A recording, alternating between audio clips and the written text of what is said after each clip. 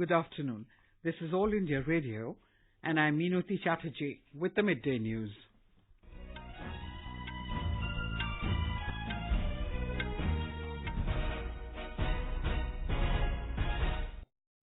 The headlines. 4 terrorists killed in an encounter with security forces in Shopian district of Jammu and Kashmir. India rejects US religious freedom report, says it is proud of its secular credentials. Prime Minister Narendra Modi says Bharatiya Jana Sangh founder Dr Syama Prasad Mookerjee passion for a strong India continues to inspire everyone. India to face Japan in the title clash of FIH Women's Series Finals at Hiroshima in a short while from now.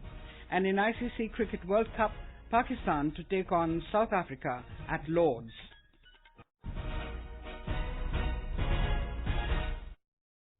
Four terrorists were killed in an encounter with security forces in Shopian district of Jammu and Kashmir this morning. Security sources said a cordon and search operation was launched by the forces at Dharamdora village in Kigam area in the wee hours after receiving inputs about the presence of terrorists there. As the forces tightened the cordon, the hiding terrorists opened fire, triggering an encounter. Talking to AIR, the state DGP Dilbag Singh said arms and ammunition have also been recovered from the encounter site. 4 militants have been killed, which include militant commander Shaukat Ahmed Mir of Hizbul Mujahideen. Apart from him, his 3 associates have also been neutralized. They all are local militants. 2 of them belong to district Pulwama and 2 belong to district Shopian. A large quantity of arms and ammunition has been recovered from their possession. India today said it is proud of its secular credentials, its status as the largest democracy and a pluralistic society with a long-standing commitment to tolerance and inclusion. In a query on the latest report on international religious freedom published by the US State Department, External Affairs Ministry spokesperson Ravish Kumar said the Indian Constitution guarantees fundamental rights to all its citizens, including minority communities. He said it is widely acknowledged that India is a vibrant democracy where the Constitution provides protection of religious freedom and where democratic governance and rule of law further promote and protect the fundamental rights.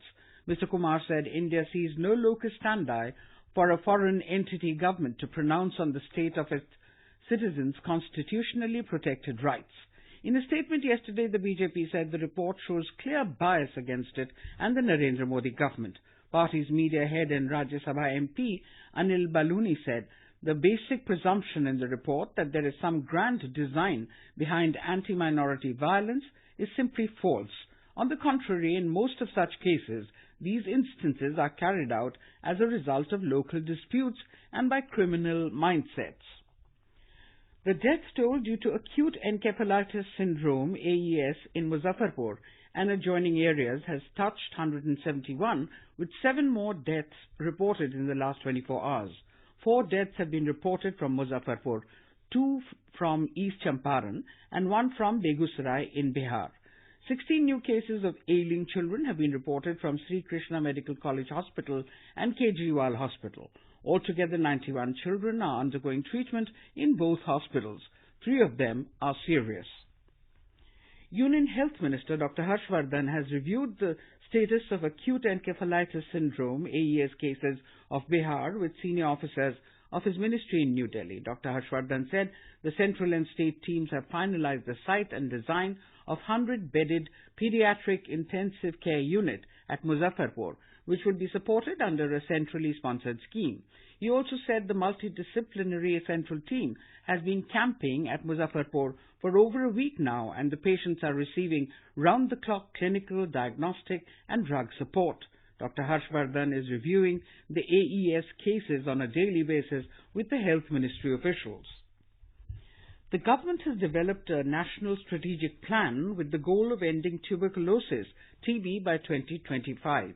In his reply to a question in the Lok Sabha on Friday, Minister of State for Health and Family Welfare Ashwini Kumar Chaubey said India accounts for 27.4 lakh estimated new TB cases annually, which is the highest in terms of absolute numbers. He said the estimated cases of TB in the country is 204 per lakh population for the year 2017, as per last year's Global TB report. However, India ranks 35th in the world in terms of TB cases per lakh population. Over 5,62,000 patients were cured last year. This is All India Radio giving you the news. For quick news updates round the clock, follow us on Twitter at AIR News Alert. Prime Minister Narendra Modi paid tributes to BJP icon and the founder of Bharatiya Jana Sangh, Dr Syama Prasad Mookerjee, on his martyrdom day today. In a tweet, Mr. Modi said, "A devout patriot and a proud nationalist, Dr. Mookerjee devoted his life for India's unity and integrity." The Prime Minister said, "Dr. Mookerjee's passion for a strong and united India continues to inspire everyone and gives strength to serve 130 crore Indians." In a tweet, Defence Minister Rajnath Singh said, "Dr. Mookerjee's immense contribution to the country will always be remembered." BJP President and Union Home Minister Amit Shah, Party Working President JP Nadda, BJP MP Rajiv Pratap Rudy and several leaders paid tributes to Dr. Mookerjee at his portrait at BJP headquarters in New Delhi.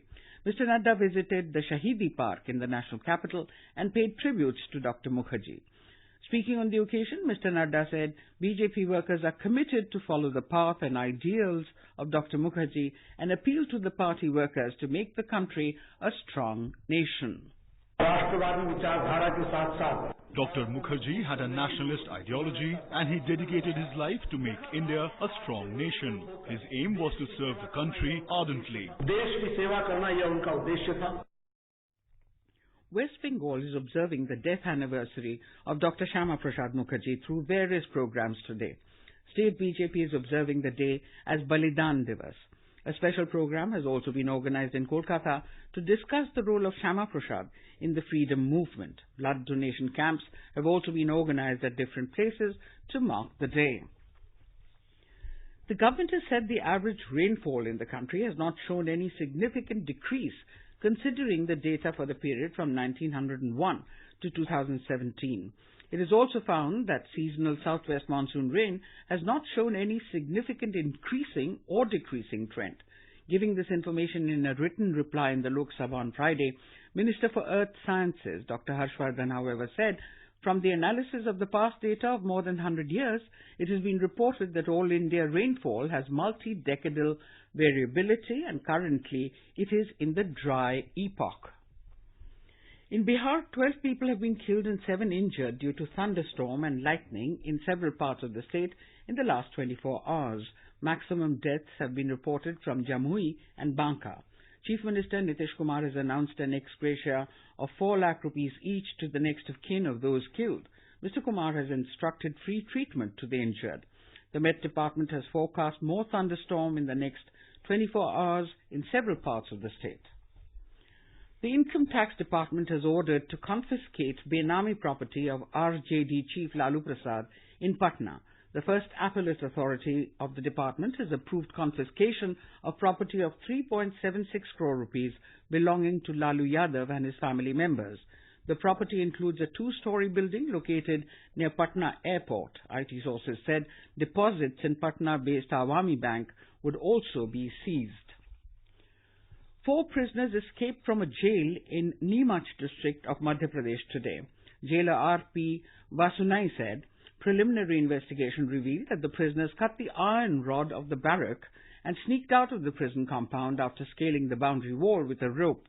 State Director General Prisons Sanjay Chaudhary has declared a bounty of 50,000 rupees on each of the 4. Security has also been stepped up in areas bordering Rajasthan. In Tripura, business opportunities in handloom and handicraft are increasing. To make the state economically rich with bamboo-based products, the state government is imparting training to rural women on making bamboo-based handicrafts with new designs and polishing. Some entrepreneurs have also come up with the startup ventures for widespread marketing of handicraft and handloom products. Our correspondent has filed this report. Two engineering graduates, Syama Prasad Mookerjee from NIT Warangal and Shubhajit Chaudhary from NIT Agartala, have begun a startup venture through e-commerce platform, namely Youngmung Commerce Limited, and their web portal ogocraft.com. The startup focuses on marketing of local craftworks. Talking to IIR News, Syama Prasad said, Our website's aim is to take the handloom products and handicrafts, particularly of Tripura, to national platform. Being geographically challenged, our products do not reach the rest of the country. And in the current e-commerce trend, anyone can view all the products sitting anywhere far away. So we have designed a new website through which anyone can purchase and procure the products. This idea came up only when Mr. Modi started the Startup India, Stand Up India program. The venture of these two young engineers is expected to create a vast market in India and abroad for craft products of the Northeast. Subhashish Chandra, AIR News, Agartala. Chinese President Xi Jinping will meet his U.S. counterpart Donald Trump during the G20 summit in Japan this week for key talks to clinch a deal to end the bruising trade war. China's Foreign Ministry spokesperson Lu Kang today said Xi will attend the 14th G20 summit in Osaka, Japan from Thursday to Saturday. Both the countries have imposed additional tariffs on billions of dollars worth of their exports to each other. Bangladesh Prime Minister and Awami League President Sheikh Hasina formally inaugurated the 70th Founding Day programs of the party by hoisting the national flag in Dhaka today. She also laid a wreath at the portrait of the Bangabandhu Sheikh Mujibur Rahman. Speaking on the occasion, the Prime Minister said Bangladesh attained independence with the sacrifice of 3 million martyrs in fighting the occupation forces of Pakistan in 1971. She recalled the sacrifice for establishing the rights of the people in the country. In Cambodia, the death toll in yesterday's building collapse has risen to 17, with 24 people injured. The building went down in the casino resort coastal town of Sihanoukville. 4 people have been detained in this connection, including the Chinese building owner and the head of the construction firm and the contractor. India will lock horns with Japan in the summit clash of the International Hockey Federation FIH Women's Series Finals at Hiroshima today. The match will start at 2:30 p.m. Indian time. In the semi-finals yesterday, while India defeated Chile 4-2, host Japan beat Russia 3-1 in penalties. Setting up the title clash also helped India and Japan to secure berths in the FIH Olympic qualifiers, which will be held later this year.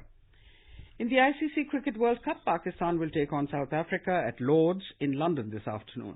The match will begin at 3 p.m. Indian Standard Time. All India Radio will broadcast a live commentary on the game. It can be heard on DTH Hindi and additional frequencies from 2:30 p.m. A report.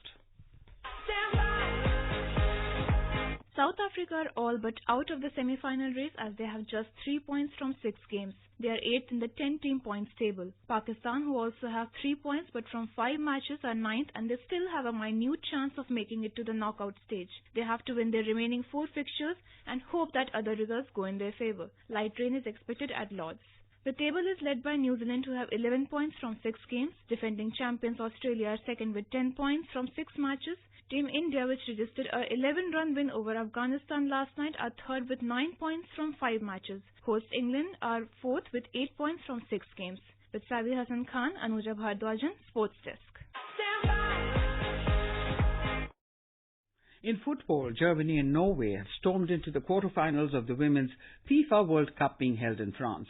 In the round of 16 matches last night, while Germany defeated Nigeria 3-0, Norway beat Australia 4-1 on penalties after the score was 1-1 at the end of regulation time. In Copa America, Brazil and Venezuela have become the first 2 teams to enter the quarterfinals. Both teams won their third and final Group A matches last night to advance to the last 8 stage. And now, before we end the bulletin, the headlines once again. 4 terrorists killed in an encounter with security forces in Shopian district of Jammu and Kashmir. India rejects U.S. religious freedom report, says it is proud of its secular credentials. Prime Minister Narendra Modi says Bharatiya Jana Sangh founder Dr Syama Prasad Mookerjee's passion for a strong India continues to inspire everyone. India to face Japan in the title clash of FIH Women's Series Finals at Hiroshima in a short while from now. And in ICC Cricket World Cup, Pakistan to take on South Africa at Lord's. And with that, we end the midday news.